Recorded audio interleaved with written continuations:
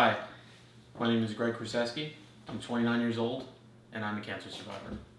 In November of 2012, I started to notice that I was not feeling very great. Went to the doctor a few times, got a couple different sets of medicines. Nothing was happening, nothing was working for me. So I went to the doctor and I told him that I needed to feel better. It was middle of December. He asked me to go get an x-ray. I did. They told me that my lung was halfway full of fluid. I was so relieved because I realized that, I finally knew that I had pneumonia, or what I thought was pneumonia. So I checked myself into an ER. I got a CT scan at the hospital, and come to find out that I had a tumor the size of a grapefruit above my right lung. The one thing that really kept me going throughout the whole process of fighting cancer was that something I've always believed in, and that was PMA, positive mental attitude. It's just a belief that no matter what happens, you can always find a positive in it. You can always learn from something. You can always take a situation that went completely horribly wrong, and you can always say, well, if that didn't happen, then I wouldn't have learned X, Y, Z about it, and then it'll help you in the future. The most discouraging aspect of the whole process was my personality. I'm a very social person. I have a very large network of friends and family and all the people I've met throughout the years that I keep in contact with. But while I was out, I wasn't at work. I lost contact with a lot of those people. It's harder to keep in touch with different people because of their daily lives.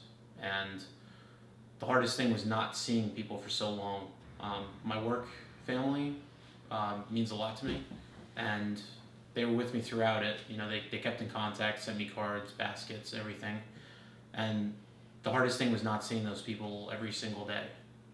Obviously, going through something so drastic as having cancer and fighting it, there's always going to be different changes to your life, different changes to your everyday. Some of the things that were very drastic for me, even though I completely expected it, was losing my hair. For me to be completely bald, I had people not recognize me that were very close friends. They walked right past me.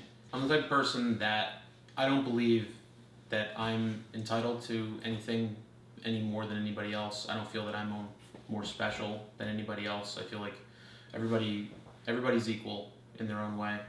And for me to go through something like this and come out of it the way I did, it was kind of like life-changing. It changes your perspective on a lot of things, and I know that's a very general statement, but the bigger picture is that you focus on the smaller picture, and you look at the bigger picture a lot more often.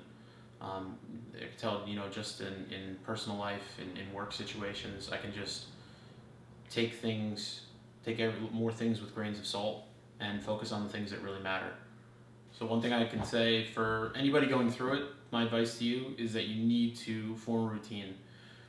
When you're going through something like this, you're taking a break from everything that you normally do. You're not at work, you're not at school, you're at home, you're the only one home. You need to make a routine for yourself. You need to make sure that there are things that you do every day that, even though you may not look forward to doing them, it's something to you look forward to actually doing things. My advice to anybody, cancer or not, obviously I hope that nobody would have to go through what I did, but just in the general sense of life, sometimes you really have to take the low road and the path way less traveled to really learn something about yourself. You cannot walk this life on eggshells. You can't always do what you think to be the right thing. You have to take chances. You have to live your life. And I can tell you that from going through it, what I went through, that I'm a stronger person for it. Maybe what didn't kill me made me stronger, but I don't suggest that everybody go through stage 4 cancer to really understand how to live your life.